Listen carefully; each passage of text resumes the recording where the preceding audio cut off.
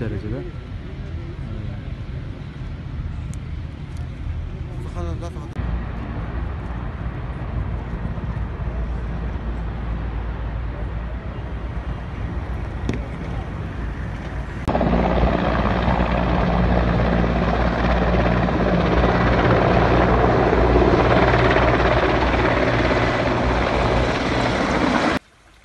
Aynı şekilde göçük meydana geldi depremden dolayı. Evet, buradaki halk diye dikkat et içeri girme çünkü yıkılma tehlikesi var. Anca bu kadar gelebiliyorum. Karşı tarafa görmüşsünüzdür ne kadar. Gördüğünüz gibi bir kısım hatta eşyalarını geriye kalan eşyalarını toplayıp